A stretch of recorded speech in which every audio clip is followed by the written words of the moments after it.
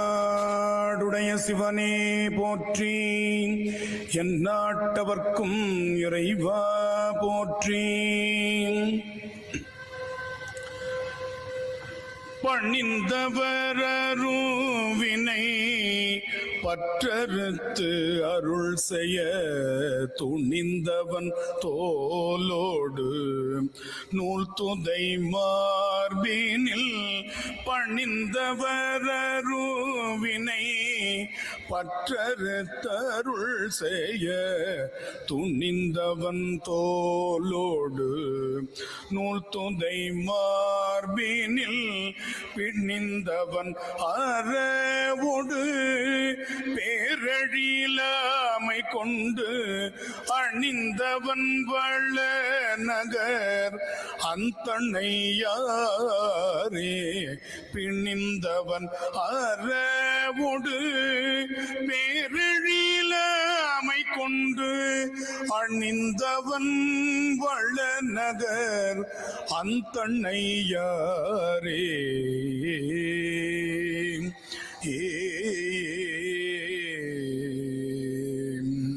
திருச்சிற்றம்பலம்.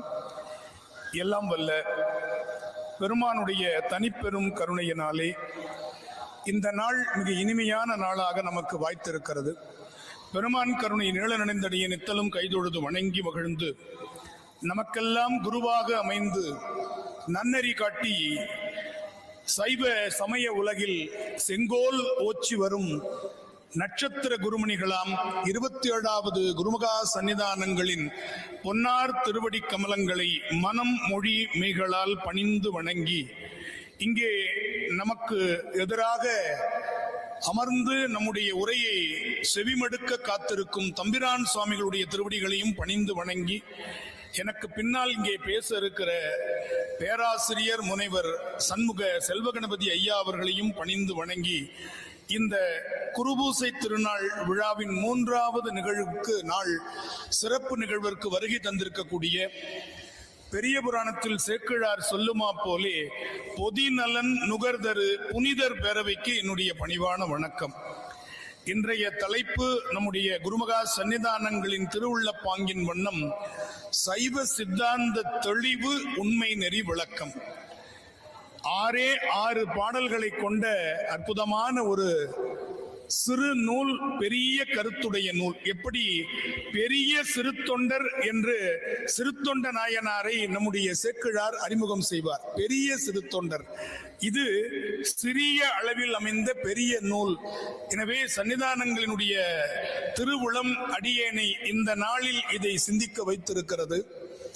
அதுவும் குறிப்பாக இந்த 6 திருப்பாடல்களும் தசகாரியம் என்று சொல்லுகின்ற அற்புதமான அடியாறு செய்கை என்று அப்பர் பெருமான் குறிப்பிடுவார். 10 கொலாம் அடியாறு செய்கைதானே என்று நிறைவு செய்வார். 10 கொலாம் அவர் பாம்பின் கண் பாம்பின் பல் என்ற அந்த அருமையான 1 கொலாம் என்று தொடங்குகிற திருப்பாடலில் தசகாரியத்தை பற்றிய முதல் குறிப்பு 10 கொலாம் அடியாறு செய்கைதாமே என்று நம்முடைய நாவுக்கரசர் பெருமான் தசகாரியத்தை பற்றி ரொம்ப மிக அழுத்தமாக பதிவு செய்கிறார். நம்முடைய குருஞான சம்பந்தர் இப்படி குறிப்பிடுவார்: நாம் இந்த தத்துவங்களை கடந்து எல்லாம் அவன் செயலால் நிகழ்கின்றன என்று புரிந்து கொள்ள வேண்டும் என்பதுதான் இந்த 10 தசகாரியங்களை பற்றி நாம் அறிந்து கொள்ளுகிற இந்த பொழிவினுடைய நோக்கமாக இருக்கிறது. குருஞான சம்பந்தர் இப்படி குறிப்பிடுகின்றார். இந்த ஒரு பாடல் போதும் வாழ்க்கையினுடைய தத்துவத்தை புரிந்து கொண்டு வாழ்க்கையை மிக எளிமையாக நாம் கடந்து செல்வதற்கு. என்னுடைய குருநாதர் தர்மபுரம் சுவாமிநாதன் ஐயா அவர்கள் இந்த பாடலை இதே இடத்தில் பாடி நான் சிறுபிள்ளையாக கேட்டிருக்கிறேன். அவர் தொடங்கும் பொழுது இப்படி தொடங்குவார்: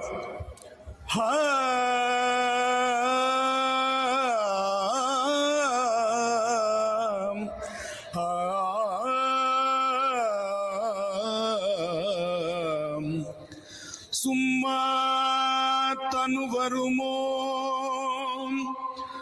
சும்மா பிணி வருமோ, சும்மா வருமோ சுகதுக்கம் நம்மால்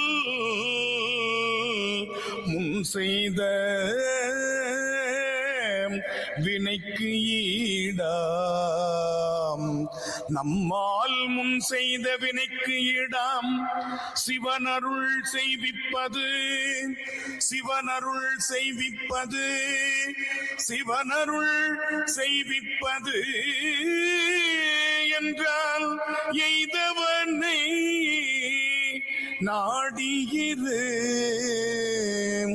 எய்தவனை நாடியிரு, எய்தவனை நாடியிரு. எவ்வளவு அழகான தத்துவம். சும்மா தனு வருமோ, சும்மாவ பிணி வருமோ, சும்மா வருமோ சுகதுக்கம். இதனுடைய ஆழ்ந்த பொருளை உண்மை நீதி விளக்கம் நமக்கு தசகாரியமாக விரித்துரைக்கிறது. முதல்ல தசகாரியம்னா என்ன நம்ம எளிமையா புரிஞ்சுக்கலாம். தத்துவ ரூபம், தத்துவ தரிசனம், தத்துவ சுத்தி, இப்படி ஒரு பகுதி. ஆன்ம ரூபம், ஆன்ம தரிசனம், ஆன்ம சுத்தி, இப்படி ஒரு பகுதி. இதில் மூன்றாவதாக அமைந்திருக்கிற பகுதி சிவரூபம், சிவ தரிசனம், சிவயோகம், சிவபோகம் என்று அமைந்திருக்கின்ற மூன்று பகுதிகளை நாம் இங்கே காணலாம்.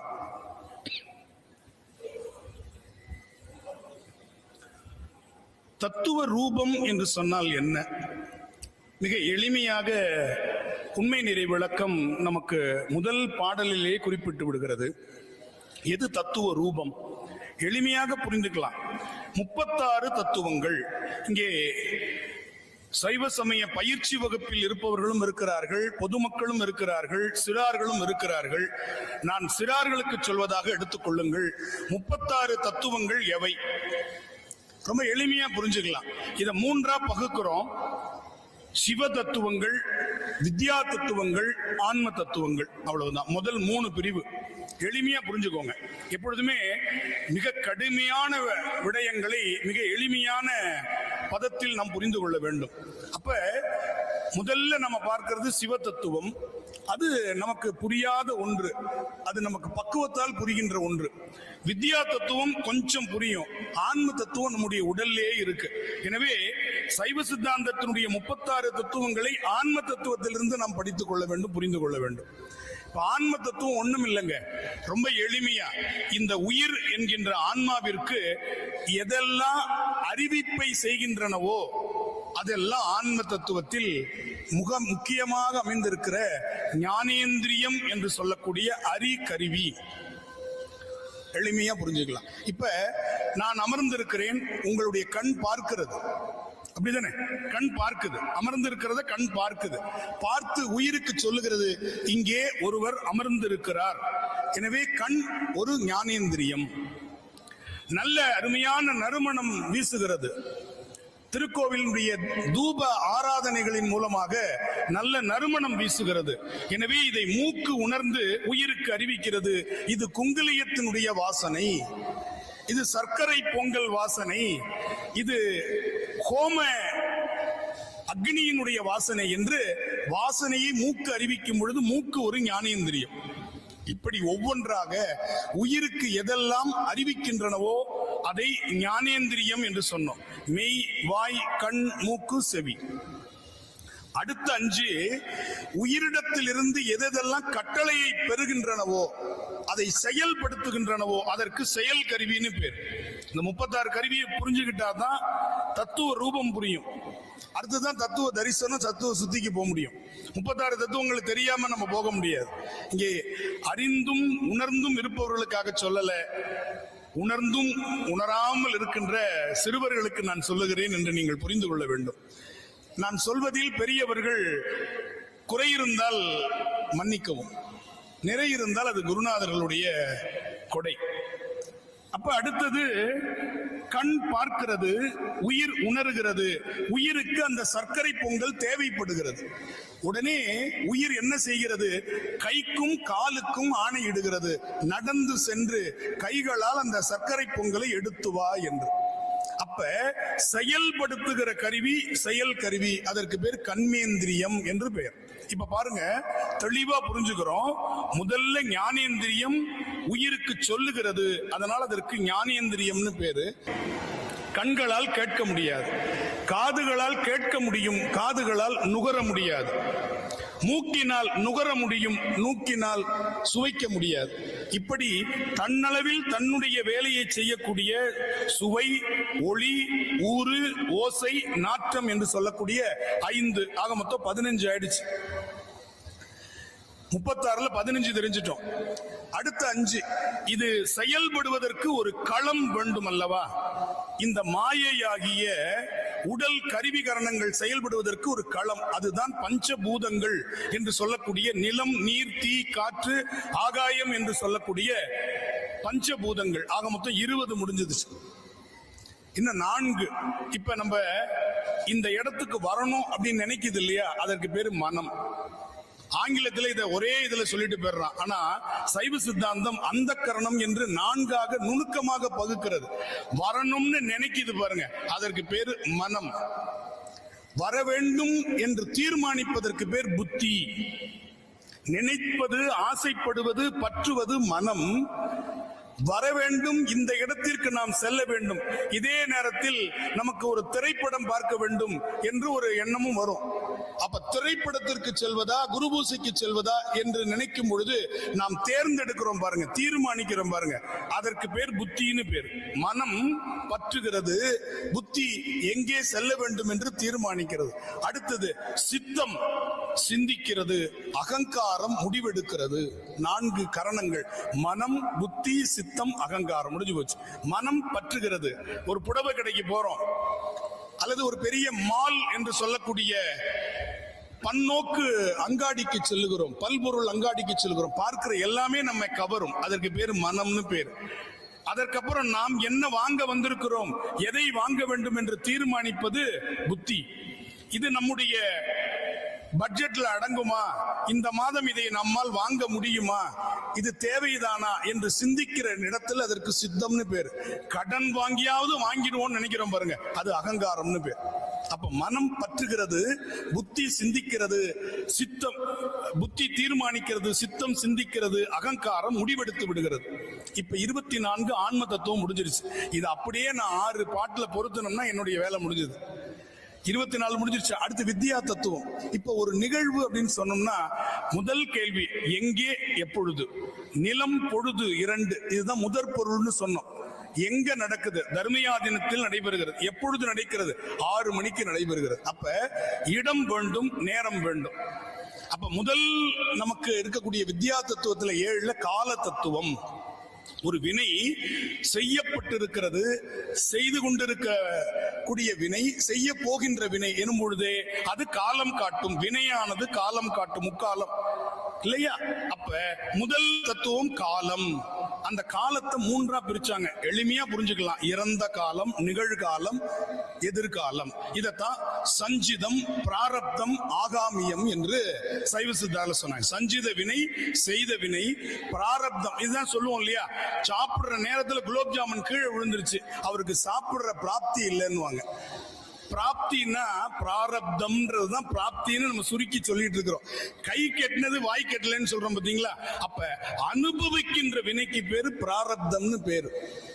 நாம் ஒருவரை நல்லதோ அல்லது பொல்லாங்கோ செய்திருந்தால் அதனால் நமக்கு ஏற்படக்கூடிய பின் விளைவுகளுக்கு பேரு எதிர்காலமாக வருகின்ற வருவினை, அதற்கு ஆகாமியம் என்று பெயர். இப்ப இந்த வினைகளை உயிர்களுக்கு இறைவன் ஊட்டுகிறான். இதுதான் சைவ சித்தாந்தம் அடிப்படை. ஏன்னா வினை என்பது சடப்பொருள். நான் அப்படியே உங்களுக்கு கேப்சூல் மாதிரி உண்மை நிறைவு விளக்கத்தை சுருக்கிட்டேன். 6 பாட்டையும் பாட்டை படிச்சேன்னா உங்களுக்கு விளக்கம் சொல்ல வேண்டியதே இருக்காது. ரொம்ப எளிமையா புரிந்து கொள்ள வேண்டும் சைவ சித்தாந்தம். அது என்ன ஒரு பெரிய விஷயம்தான், ஆனா எளிமையா புரிஞ்சுக்கணும். சைவ சித்தாந்தத்திற்கு திருமுறை கண் கொண்டு நாம வச்சுக்கோங்க. சைவ சித்தாந்தத்தை புரிந்து கொள்ள வேண்டும் என்று சொன்னால் திருமுறை கண்களால் படிக்க வேண்டும். நீங்க சைவ சித்தாந்த கண் கொண்டு படிச்சீங்கன்னா புரியாது. திருமுறை கண் கொண்டு பார்த்தீங்கன்னா சைவ சித்தாந்தம் எளிமையா புரியும். சைவர்களுக்கு ஒரு அழுத்தமான கொள்கை பிடிப்பு வரணும். என்ன கொள்கை பிடிப்பு தெரியுமா? உடம்புக்கு உழவாரம், உயிருக்கு தேவாரம், அறிவுக்கு சித்தாந்தம். உடம்புக்கு உழவாரம், உடல் நலத்தோடு இருப்பதற்கு உழவாரம்.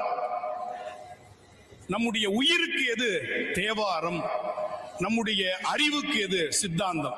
பெருமானுடைய முக்கண் போல அமைந்திருக்கக்கூடிய உழவாரம், தேவாரம், சித்தாந்தம், இந்த மூன்றிலும் எது பெரியது அல்லது இது எனக்கு போதும், உழவாரம் வேண்டாம், தேவாரம் வேண்டாம் என்று சொல்லுகின்ற ஆட்களை நாம் பார்க்கிறோம்.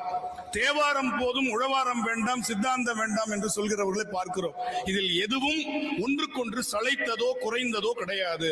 மூன்றும் இருந்தால்தான் அந்த முக்கண் பெருமானுடைய அருளை நாம் பெற முடியும். முதல் படி உழவாரம், அதன் மூலமாக தேவாரம். இந்த பக்குவத்தினால் சிவத்தை புரிந்து கொள்ளுகிற, சிவத்தை உணர்கின்ற தன்மையை தருவது சித்தாந்தம். எடுத்தடுப்புல சித்தாந்தம் படிச்சா புரியாது. முதல்ல உழவாரம் பண்ணி உடல் பக்குவப்படணும், தேவாரம் பாடி உயிர் பக்குவப்படணும். இந்த ரெண்டு பக்குவ நிலை அடைந்தால் தான் சித்தாந்தம் புரியும். இல்லைன்னா 36 தத்துவத்தை 30 ஆண்டுகள் நீங்க வகுப்புக்கு போனாலும் புரிஞ்சுக்க முடியாது. சில பேர் சொல்லுவாங்க, நான் 10 ஆண்டுகள் சைவ சித்தாந்தம் படிக்கிறேன், 20 ஆண்டுகள் படிக்கிறேன்னு. 10 நிமிஷம் அதை பத்தி பேசுங்கன்னா சொல்ல தெரியாது. எத்தனை ஆண்டுகள் நாம் படிக்கிறோம் என்று கணக்கெடுப்பது சித்தாந்தம் அல்ல, எத்துணை அளவு நாம் உணர்ந்திருக்கிறோம். அறிவு 5 வகைப்படும். நல்லா ஞாபகம் வச்சுக்கோங்க, அறிவு 5 வகைப்படும். நான் உங்களுக்கு தெரிகிறேன், இது அறிவினுடைய முதல் இடம், தெரிதல். நல்லா ஞாபகம் வச்சுட்டு வாங்க, குழந்தைங்க இருக்கீங்க, நல்லா ஞாபகம் வச்சுட்டு சொல்லணும். முதல்ல என்னது? அறிவு, தெரிதல். நான் தெரிகிறேன். அடுத்தது, நான் யார் என்று நீங்க கூர்ந்து பார்க்கும் பொழுது உட்கார்ந்து இருக்கிறது ஒரு ஆண். அவர் மஞ்சள் கலர்ல சட்டை போட்டிருக்காரு, வெள்ளை கலர்ல வேஷ்டி கட்டி இருக்கிறாரு. இப்படி சட்டை வேஷ்டி வந்திருப்பது ஆண் என்று ஒரு புரிதலுக்கு வரும் பாருங்க. அது அடுத்த படிநிலை, புரிதல்னு பேர்.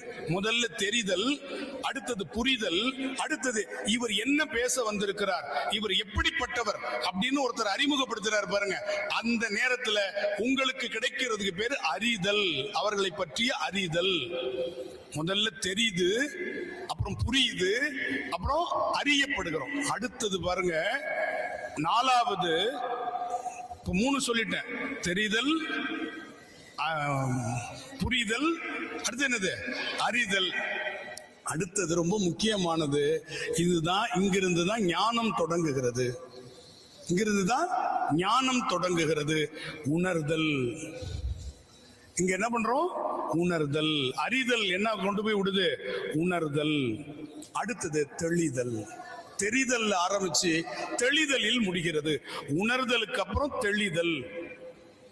இந்த இடத்துல தான் தெளிவு வேணும் அப்படின்னா குரு வேணும்னு சொல்லுவார் திருமூலர். தெளிவு குருவின் திருமேனி காண்டல் வருதா? அப்ப தெளிதல் என்கின்ற நிலை முதல் 3க்கு பேரு அறிவுன்னு பேரு. அதற்கு ஆங்கிலத்துல நாலேஜ்னு சொல்லுவோம். உணர்தலும் தெளிதலும் ஞானம் என்று பெயர். அதற்கு ஆங்கிலத்துல விஸ்டம் என்று பெயர். ஞாபகம், ஞானம் என்பது உணர்தல். இப்ப இனிப்பை பற்றி 1 மணி நேரம் நான் பாடம் எடுக்கிறேன். உங்களுக்கு யாருக்குமே அந்த இனிப்பை உணர முடியாது. இனிப்பை பற்றி சொல்றேன், அது எல்லாமே தெரியுது. காட்டுறேன், இனிப்பை காட்டுறேன். காட்டும் பொழுது உருண்டையா இருக்கு, இது லட்டுவாக இருக்கலாம், இது லட்டு மஞ்சள் கலர்ல இருக்கு, பூந்தியோட உருண்டை, இப்படி எல்லாம் சொல்றதெல்லாம் புரியும். ஆனால் சுவையை உணர முடியுமா? உணர முடியாது. அப்ப கையில கொடுத்த உடனே அதை நீங்கள் உணர்கிறீர்கள். பின்னாடி இன்னொருத்தருக்கு நீங்க சொல்றீங்க பாருங்க, இந்த லட்டு இப்படியான இனிப்பு சுவை உடையதுன்னு. அப்ப உணர்ந்ததை தெளிவர சொல்லுவதற்கு பேரு தெளிதல். அதனால 3 உணர்தல், 4 அந்த உணர்தல் 3 கிடைச்சாதான் உணர்தல் வரும். அப்ப இந்த உழவாரம் தேவாரம் நமக்கு உணர்தலாகிய உணர்வுபூர்வமான வழிபாட்டுக்கு கொண்டு செல்லுகிறது. இப்ப காலம் பார்த்துட்டோம், திருப்பி வந்துருவோம். 36 தத்துவத்துல 24ல 25 காலம். அடுத்தது நியதின்னு ஒண்ணு உண்டு. அவரவர்க்கு உள்ளபடி. எனக்கு ஏன் இப்படி இருக்கு? ஒரு பழமொழி கிராமத்துல சொல்லுவாங்க, ஆட்டுக்கு வாழை அளந்து வச்சிருக்கிறான் அப்படின்னுவாங்க. ஏன் ஆட்டுக்கு வால் நீளமா இல்ல அப்படின்னு நம்ம கேள்வி கேட்க முடியாது. தாங்க முடியாத கொடியில இருக்கக்கூடிய பூசணிக்காய் இம்மாம் பெருசு இருக்கு. சின்ன வயசுல கதை பகுதியில தமிழ்ல படிச்சிருப்போம். இவ்வளவு பெரிய ஆலமரம், அரச மரத்துக்கு விதை சின்னதா இருக்குது, பழம் சின்னதா இருக்கு அப்படின்னு ஒருத்தன் என்ன பண்ணானா, இறைவன் சரியான முட்டாளா இருப்பான் போல இருக்கு. இவ்வளவு பெரிய ஆலமரத்துக்கு இத்தனோண்டு பழத்தை கொடுத்திருக்கிறான். ஆனா தாங்கவே முடியாத இந்த கொடி, சுரை கொடியா இருக்கலாம் அல்லது பூசணி கொடியா இருக்கலாம், இவ்வளவு பெரிய காயை கொடுத்திருக்கிறானே, என்ன சாமிக்கு கொஞ்சம் கூட மூளையே இல்லை அப்படின்னு நினைச்சு கொஞ்சம் தூங்கினானா. அவன் தூங்கிட்டு இருக்கும் பொழுது அந்த அரச மரத்துல இருந்து ஒரு பழம் அவனுடைய நெத்தியில பட்டுச்சான். சுருக்குன்னு பட்டவனே தொடச்சிட்டு எந்திரிச்சான். அப்பதான் புரிஞ்சுது, இந்த அரச மரத்துக்கு பூசணிக்காய் இருந்தா என்ன ஆயிருக்கும் நம்ம தலை. அப்ப இறைவன் இன்னவர்க்கு இன்னபடி இத்தனை காலம் கொடுக்கிறான் என்றால் அது அவன் அருளால் கொடுக்கப்பட்டது என்று நாம் புரிந்து கொள்ள. எனக்கு ஏன் இப்படி கொடுத்திருக்கேன்னு கேட்க கூடாது. எனக்கு கொடுத்தது இன்று எனக்கு ஆரமுது ஆனாய் போற்றின்னு பழையதை பார்த்து கூட சொல்ற பக்குவம் தான் சைவ சித்தாந்தம் உங்களுக்கு சொல்லுகிறது. பிரியாணியை பார்த்துட்டு பரபரப்படைகிறதும் பழையதை பார்த்து முகம் சுருக்குவதும் கிடையாது. இன்று எனக்கு ஆரமுது ஆனாய் போற்றி, எது எதிரில் இருந்தாலும் சரி, அதுதான் நமக்கு தேவையே தவிர நாம திடீர்னு பரவசம் அடைகிறதையும், இருவினை ஒப்பு மலபரிபாகம் சத்தினிபாதம் 3 இது அழகா சொல்ற. அது என்னன்றது நம்ம பின்னாடி வருவோம். அப்ப நியதி என்பது இது இப்படியாக இருக்க வேண்டும். இப்ப இருக்கு இந்த செல்பேசி இருக்கு, இது எந்த கம்பெனி தயார் பண்ணாலும் இந்த செவ்வக வடிவத்துல தானே பண்ண முடியுது. இந்த செவ்வக வடிவத்துல தானே பண்றாங்க.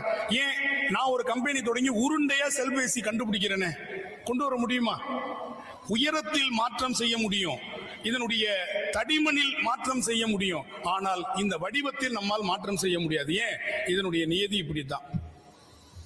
ஒண்ணு வேண்டாம், மகளிர் பூ வச்சுக்கிறீங்க, 20 ரூபாயில இருந்து 50 ரூபா வரையும் பூ விற்கிது ஒரு முழம்.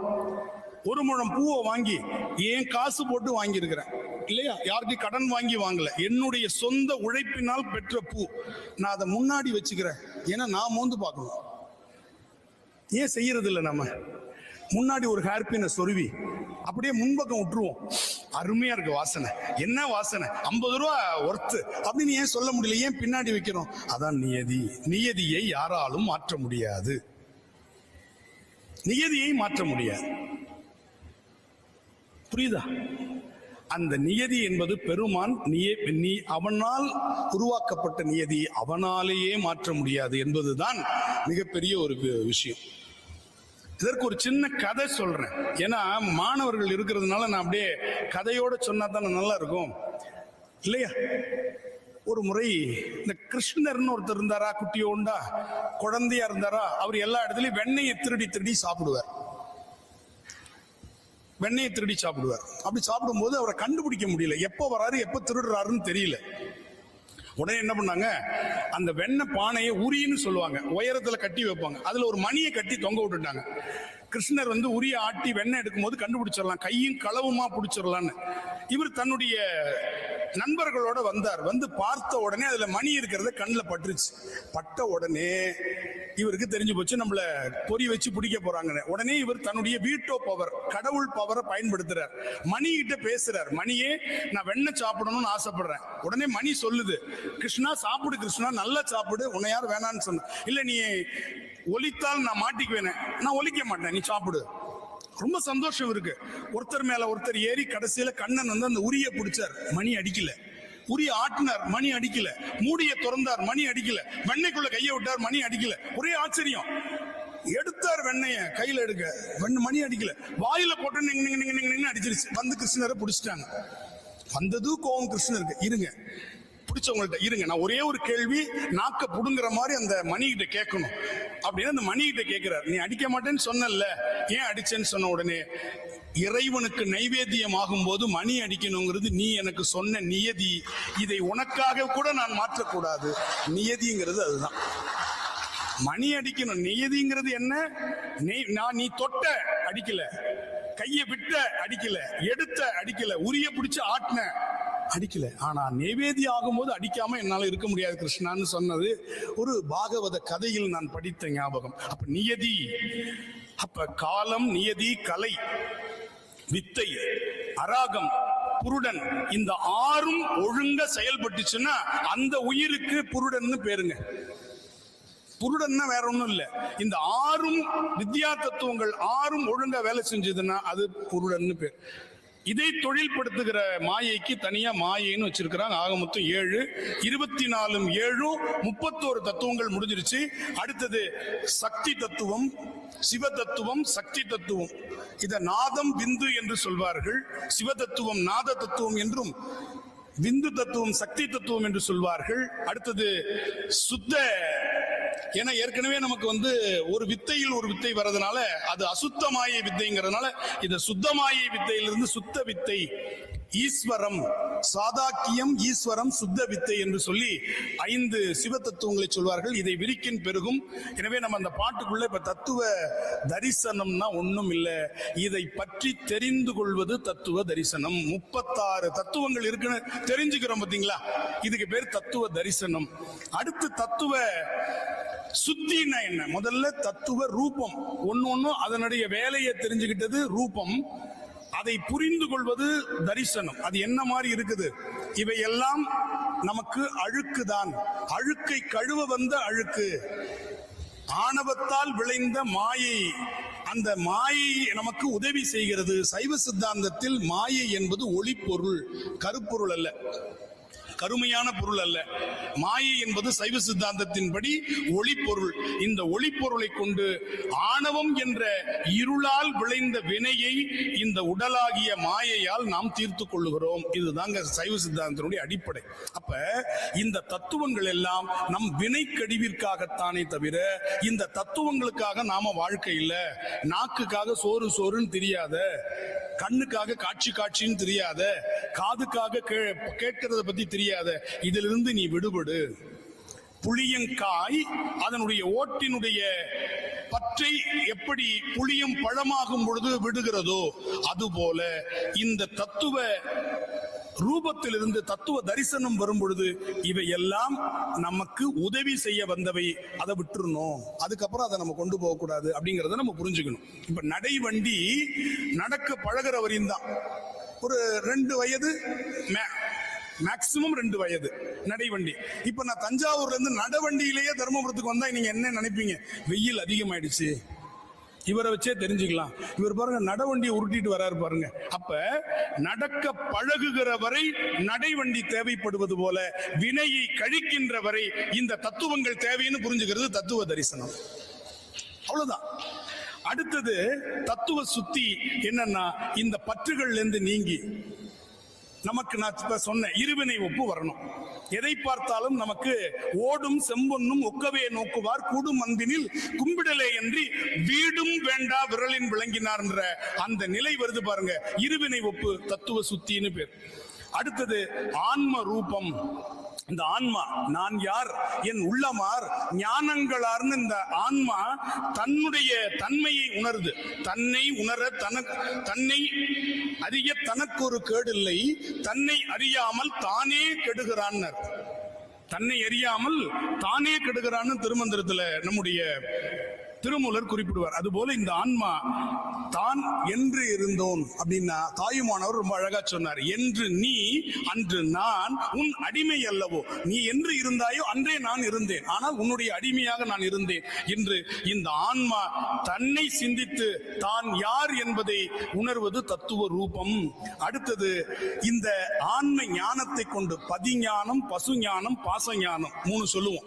இப்ப இந்த பசு ஞானத்தை பெருமான் எதற்காக கொடுத்திருக்கிறான் என்பது இந்த ஆன்மா புரிந்து கொண்டு தன் செயல் என்பது சிறிதும் இல்லை, இது பெருமானுடைய செயல், அவன் அருளாலே அவன் தாள் வணங்கி என்று உணரும் பொழுது இந்த ஆன்மா தத்துவ தரிசனத்திற்கு போகிறது. 3வது ஆன்ம சுத்தி என்பது பாச அறிவை முற்றிலுமாக இந்த ஆன்மா நீக்கி அவனாக தானாக, தானாக அவனாக என்று எல்லாம் அவன் செயல், எல்லாம் அவன் விருப்பம், எல்லாம் என்று புரிந்து கொள்ளுகிற அந்த நிலைக்கு ஆன்ம சுத்தி என்று பெயர். இப்ப சிவரூபம், சிவ தரிசனம், சிவயோகம், சிவபோகம் 4 முடிச்சுட்டு உண்மை நேர விளக்கத்துல இது எங்கெங்க வருதுன்னு தொட்டோம்னா என்னுடைய நேரத்துல சரியா முடிச்சு கொடுத்துடலாம். சரியா? சிவரூபம் என்னன்னா ஆன்மா சிவத்தில் தன்னுள் தரிசிக்கிறது. ஆன்மா சிவத்தை எங்க தரிசிக்கிறது? தன்னுடைய உயிருக்குள் உயிராக தரிசிப்பது. இதத்தான் அப்பர் பெருமான் சொன்னார், தேடி கண்டு கொண்டேன் திருமாலோடு நான் முகனும், தேடி தேடோனா தேவனை என்னுள்ளே தேடி கண்டு கொண்டேன். அப்ப என் உள்ளே தேடி கண்டு கொண்டேன்னு சொன்னார் இல்லையா? இதுதான் சிவரூபம். இதுதான் எனக்கு எஜமானன், இவன்தான் எனக்கு முதல்வன், இவன்தான் எனக்கு முற்றும் உதவக்கூடியவன், இவன்தான் எனக்கு ஆதாரம் என்று இந்த ஆன்மா பார்ப்பது, தன்னுள் பார்ப்பது. ஆன்ம அந்த சுத்தியிலிருந்து பக்குவ பெற்ற ஆன்மா சிவரூபம் என்ற தளத்தில் பயணிக்கிறது. அடுத்தது சிவ தரிசனம். இது அருமையா நம்ம சொல்லலாம். ஆன்மா இப்ப ஏகனாகி நிற்கிறது. அப்படின்னா என்ன அர்த்தம்? தானும் இறைவனும் நீக்கமர நிறைந்திருக்கிற பரம்பொருள் எங்கும் நிறைந்திருக்கிறான் என்று புரிந்து கொண்டு இந்த ஆன்மா, இது அழகா திருவாசகத்துல கண்ட பத்துன்னு ஒரு பகுதிங்க, அதை புடிச்சுக்கிட்டீங்கன்னா போதும். கண்ட பத்து, அதுதான் சிவ தரிசனம். அவர் சொல்லிட்டார், கண்ட பத்துன்னு தமிழ்ல சொன்னார். சிவ தரிசனம்னு நமக்கு தத்துவ தரிசனத்துல இருக்கு. அந்த கண்டபத்துல சொல்றார், பூதங்கள் ஐந்தாகி புலனாகி பொருளாகி பேதங்கள் அனைத்துமாய் பேதம் இல்லா பெருமயனை கேதங்கள் கடுத்தாண்ட களரொளியை மரகதத்தை வேதங்கள் தொழுதேத்தும் விளங்கு தில்லை கண்டேனே. ஆன்மா இப்பொழுது இறைவனை தன்னுள் தரிசிக்க பழகுகின்ற பக்குவ நிலைக்கு சிவ தரிசனம் என்று பெயர். அடுத்து சிவ யோகம். எல்லாம் அவன் செயல்னு புரிஞ்சாச்சு. என் செயலாவது யாதொன்றும் இல்லை, இனி தெய்வமே உன் செயலே என்று உணரப்பெற்றேன்னு பட்டினத்தார் சொன்னார் இல்லையா? அதுதாங்க சிவ யோகம். அவனாக செய்விக்கின்றான், அவனாக நமக்கு தருகிறான். இந்த தனு கரண புவன போகங்களை அவன் தந்து நாம் பயன்படுத்தினோம். இனி அவனுக்காகவே இது. தலையே நீ வணங்காய் தொடங்கி கால்களால் பயன் என் கரைகண்டன் உரை கோயில் கோல கோபுர கோகரணம் சூழா கால்களால் பயன் என் என்று கேட்கிறார் இல்லையா? அப்ப அவன் அருளாலே வாழ்த்த வாயும் நினைக்க மடனெஞ்சும் தாழ்த்த சென்னையும் தந்த தலைவனை என்று புரிந்து கொண்டால் அது சிவயோகம். நிறைவாக சிவபோகம் என்பது சிவானந்தம். அதுதான் சத்து சித்து ஆனந்தத்தை பெருந்த சிவானந்தம் இரண்டர கலத்தல். இங்க இடத்துல அத்வைதம் என்பதற்கும் இரண்டர கலத்தல் என்று சைவ சித்தாந்தம் சொல்வதற்கும் ஒரு முக்கியமான வேறுபாடு இருக்கு. அத்வைதத்துல நான் கடவுள், நானே பிரம்மம், அகம் பிரம்மாஸ்மி, தத்துவமசி, இப்படி எல்லாம் சொல்றோம் இல்லையா? அதிலிருந்து சைவ சித்தாந்தம் வேறுபடுகின்ற ஒரு இடம், சிவமாம் தன்மையை உயிர் பெறலாமே தவிர என்றும் சிவமாக உயிர்கள் ஆக முடியாது. இதுதாங்க சைவ சித்தாந்தத்தினுடைய நிறைவான பகுதி. சித்தமலம் அறிவித்து சிவமாக்கி இணையாண்ட, சிவனாகவே ஆக்கி இணையாண்டன்னு சொல்லல. அடுத்தது பாருங்க, பாயிருள் நீங்கி ஞானம் தன்னை காண்டல் ஆன்ம ரூபம். இந்த 36 தத்துவத்தினுடைய இருள் நீங்கி ஆன்மா தான் யார் என்று புரிந்து கொள்வதற்கு ஆன்ம ரூபம்னு பேரு. நீயும் நின் செயல் ஒன்றும் இன்றி நிற்றலே தரிசனம். நீ இல்லாமல் எதுவுமே எனக்கு இல்லப்பா, நீ தான்ப்பா எல்லாத்தையும் நடத்துற அப்படின்னு இந்த ஆன்மா நினைப்பது தரிசனம். போய் இவன் தன்மை கெட்டு பொருளில் போய் அங்கு தோன்றாது ஆய்விடில் ஆன்ம சுத்தி. என்னுடைய செயலால் எதுவும் நிகழ்த்தப்படுவது இல்லை, அவனுடைய செயலால் இவைகளெல்லாம் நிகழ்கின்றன என்று ஆன்மா புரிந்து கொண்டு அதன்படி நடக்க தொடங்கும் பொழுது ஆன்மா சுத்தி அடைகிறது. நமக்கு திருவடி எங்க இருக்குன்னு கேட்டார் குமரகுருபரர். சொல்றார் நமக்கு பதில். முதல் பாட்டு கந்தர் கலிவெண்பால சொல்றார், யான் எனது என்ற அற்ற இடமே திருவடியாம். திருவடி எங்கன்னு கேட்டா கைலாயத்தில் இருக்கா, இல்ல அங்க இருக்கா, இங்க இருக்கா அப்படின்லாம் நீங்க தேடி போக வேண்டாம். யான் எனது என்று எங்கே ஒருவனுடைய உயிரில் அந்த தன்மை அற்று போகிறதோ அந்த இடமே திருவடி என்று குறிப்பிடுகிறார். யான் எனது என்று அற்ற இடமே திருவடியாம் என்று குமரகுருபரர் முதல் திருப்பாட்டு கந்தர் கல்வியன்பாவில் நமக்கு பாலபாடமாக சொல்லிக் கொடுக்கிறார். அதுதான் இங்க அடுத்தது சிவரூபத்தை சொல்லுகிறார்.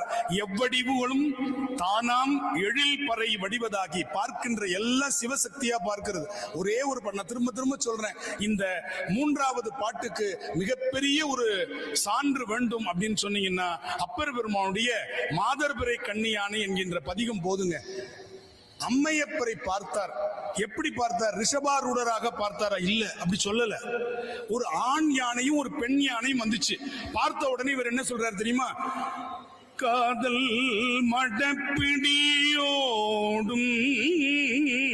களிறு வருவன கண்டேன். இத சொல்லிட்டாரா? இதுக்கு அடுத்து என்ன சொல்லி இருக்கணும்? இறைவனுடைய திருவுருவ சொல்லியிருக்கணும். அப்படி சொல்லல. இதையே என்ன சொல்றார்? கண்டேன் அவர் திருப்பாதம் கண்டறியாதன கண்டேன். ஆண் யானையையும் பெண் யானையும் பார்க்கும் பொழுது அம்மையப்பராக காட்சி தருகிறது. அதுதான் சிவரூபம், சிவ தரிசனம். இது பரவாயில்ல. யானை ஒரு தெய்வீகமான விலங்கு. யாருக்காவது பன்றிய பார்த்தா சிவமாவும் சக்தியாவும் தெரியுமாங்க? அப்பர் பெருமானுக்கு தெரிஞ்சதுங்க. பன்றி இடிகுரல் அன்னதோர் ஏனம் இசைந்து வருவன கண்டேன், கண்டேன் அவர் திருப்பாதம் கண்டறியாதன கண்டேன். காட்டு விலங்கில் தொடங்கி வீட்டு விலங்குல முடிச்சிருப்பார். இது பசுவும் காளையும் அழகா சொல்லுவார் இல்லையா அப்பர் பெருமான்? இளமன நாகு தழுவி ஏறு வருவன கண்டேன், கண்டேன் அவர் திருப்பாதம் கண்டறியாதன கண்டேன். இதுதாங்க சிவரூபம். எல்லாத்திலும் இருப்பது சிவசக்தி அப்படின்னு புரிஞ்சுக்கணும். நீங்கள் பார்ப்பது அத்தனையும் சிவசக்தி. அதனாலதான் பன்றிக்கு முளை கொடுத்த படலம்னு திருவிளையாடல் புராணத்தில் இருக்கு. தாயுமானவர் மனிதர்களுக்கு மட்டுமல்ல, அந்த பெண்ணுக்கு மட்டுமல்ல அவன் தாயுமானவன். திருச்சிராப்பள்ளி வரலாறு மட்டுமல்ல, திருவிளையாடல் புராணம் வரலாற்றை பார்க்கும் பொழுது பன்றி குட்டிகளுக்கும் அவன்தான் தாயுமானவன். அப்ப பன்றி குட்டிக்கும் அவன்தான் அம்மையப்பர், நமக்கும் அவன்தான் அம்மையப்பர், எங்கும் அவன்தான் நிறைந்திருக்கிறான் என்று அந்த சிவரூபத்தை, சிவ தரிசனத்தை சொல்லி அடுத்தது ரொம்ப அழகா காத்தும் படைத்தும் கறந்தும் விளையாடி என்று நம்முடைய மணிவாசகர் குறிப்பிடுமா போலே பெருமான் அனைத்தையும் செய்கின்றான் என்று தரிசனத்தை சொல்லுகிறார். பறை உயிரில் யான் எனது ஒன்று அற நின்றது அடியார் பார்ப்பிடம் எங்கும் சிவமாய் தோன்றல் அது முகமாம். எல்லாமே சிவமா பார்த்தா அதுதான் சிவனுடைய முகம். உரையிறந்த சுகம் அதுவே முடியாகும் என்று இவ்வுண்மையினை மிக தெளிந்து பொருள் வேறு ஒன்றி தரை முதலில் போகாது நிலையினில் நில்லாது இன்றி தற்பறையில் நின்று அழுந்தாது அற்புதத்தின் ஆகும் தெரிவறிய பரமானந்தத்தில் சேர்தல் சிவன் உண்மை தரிசனமாம் செப்பு நூலே என்று குறிப்பிடுகிறார். இந்த உலகத்தில் நான் சொன்ன அந்த கருத்து அப்படியே இங்கே பதிவு செய்கின்றார். அடுத்தது மிக அற்புதமான பாடல், சிவ யோகத்தை சொல்லுகிற பாடல், 5வது பாடல். எப்பொருள் வந்து உற்றிடினும் அப்பொருளை பார்த்தற்கு எய்தும் உயிர் தனை கண்டு இங்கு அவ்வுயிர்க்கும் ஒப்பில் அருள் கண்டு சிவத்து உண்மை கண்டுனர். இப்படி நடப்பதற்கு சிவன் தான் காரணம் என்று புரிந்து கொள்ள வேண்டும். இது ஒரே ஒரு செய்தி. இதுதான் சிவ யோகம். யோகத்தில இருந்து முக்தி பெற்றவர் யாருங்க? யோகத்திலிருந்து முக்தி பெற்றவர் யாரு? நம்பி ஆரூரர். சரியிலிருந்து ஞானத்தை அடைந்து முக்தி பெற்றவர் திருநாவுக்கரசர். கிரியையிலிருந்து ஞானத்தை அடைந்து முக்தி பெற்றவர் திருஞான சம்பந்தர். யோகத்திலிருந்து ஞானத்தை அடைந்தவர். அவர் ஏன் யோகத்திலிருந்து ஞானத்தை அடைந்தவர்னா இந்த பாட்டு புரிஞ்சுக்கிட்டோம்னா புரிஞ்சுக்கலாம். பெரிய புராணத்துல ஒரே ஒரு பாட்டு, அந்த பாட்டு ஒரு காதல் பாடலை போல இருக்கும், சங்க இலக்கிய அகப்பாடலை போல இருக்கும். ஒரே ஒரு வார்த்தையை எடுத்துட்டோம்னா, ஒரு வார்த்தை அதை தெய்வீக பாடலாக, சைவ சித்தாந்த பாடலாக ஒட்டு மொத்தமா 2 பெண்களை பார்த்தார். கதை சொல்லல, நேரம் ஆயிடும். கமலினி அனிந்திதை கைலாயத்துல பார்த்த மாத்திரத்தில் அவர் இப்படி தோன்றுகிறது. அவருக்கு சேக்கிழாருக்கு என்ன தெரியுமா? கற்பகத்தின் பூங்கொம்போ காமந்தன் பெருவாழ்வோ பொற்புடைய புண்ணியத்தின் புண்ணியமோ புயல் சுமந்து விற்குவளை பவளமலர் மதிபூத்த விரைகொடியோ அற்புதமோ. இதுவரையும் ஒரு காதல் பாடல் போல இருக்கும், இலக்கியமா இருந்துச்சு. சேக்கிழார் தெய்வ சேக்கிழாராக ஆகிற இடம் எது தெரியுமா? அற்புதமோ இப்படி பார்த்ததுக்கு காரணம் சிவன் அருளோன்னு முடிச்சிருப்பார். அடியேன் என்று அதிசயித்தார். இப்படி பார்க்கிற பார்வை எனக்கு கிடையாது, என்னை இந்த 2 பேரை பார்க்க வச்சிருக்கான் அப்படின்னா இது சிவன் அருளோ என்று நிறைவு செய்வார். அப்ப அங்கே கண்களால் அவர் ஒரு வினை செய்தால் சிவன் அருளால், அதே கண்களாலே அந்த வினை அவர் போக்க வேண்டும் என்பதற்காகத்தான் 63 நாயன்மார்களுக்கு சிவன் செய்த சோதனை என்பது நாம் புறமாக பார்த்தால் பல புரியாதது இருக்கும். ஆனால் அகநோக்கி பார்க்கும் பொழுது நம்பி ஆரூரருக்கு வாயால் உரைத்த பொய்க்கு கையால் செய்து கொடுத்த சத்தியத்திற்கு ஏன் கண்ணை வாங்கினான் என்று நமக்கு புரியாமல் இருக்கும். ஆனால் சிவயோகத்தில் இருக்கிற நம்பி ஆரூரர் கண்களால் கைலாயத்தில் செய்த வினையை கண்களை கொண்டுதான் வினையை நீக்க வேண்டும் என்பதற்காகத்தான் நம்பி ஆரூரருக்கு 2 கண்களையும் கெடுத்து பின் கொடுத்தான். என கண்களால செய்த வினை. எனவே இந்த கண்களால் வினை செய்தனால தான் சிதம்பர தரிசனத்துல 5 பேர் அறிவும் கண்களே கொள்ள அந்த தரிசனத்தை பார்த்தார். தரிசிக்க முக்தி அதுதான். 5 பேர் அறிவும் கண்களே கொள்ள தரிசிக்க முக்தி அடைந்தார். எனவே அங்கே சிவ யோகம் பெற்றவர் சிவ ஞானம் சிவ போகத்தை அடைகின்ற சாயுச்சியத்தை பெறுவதற்கு காரணமாக இருந்தது என்று சொல்லி 6வது பாடல் பேதமர நின்றவனை தானாக்கி விடுவன் பெருகு சிவபோகம் என பேசு நெறி இதுவே என்று அருமையாக நம்முடைய உமாபதி சிவாச்சாரியார் குறிப்பிடுகிறார். இருவேறு கருத்துக்கள் இதனுடைய ஆசிரியர் யார் என்பதில் இருக்கிறது. ஆனால் பெருவாரியான நூல்களில் உமாபதி சிவாச்சாரியாருடைய நூலாகவே உண்மை நிறை விளக்கம் இருக்கிறது. அதை நாம் ஏற்றுக்கொள்ள வேண்டும். சிற்றம்பல நாடிகளுடைய சீடர் எழுதிய நூல் என்று இதனுடைய பாயிரத்தை வைத்துக் கொண்டு சிலர் அதை ஆய்வுரையாக சொல்ல கேட்டிருக்கிறோம். இதுகாரும் உண்மை நெறி விளக்கம் சைவ சித்தாந்தத்தின் தெளிவு என்ற கருத்தில் அடியேன் விளம்பியது கடுகளவு விட்டது கடலளவு. விடைபெறுகிறேன். வணக்கம், நன்றி.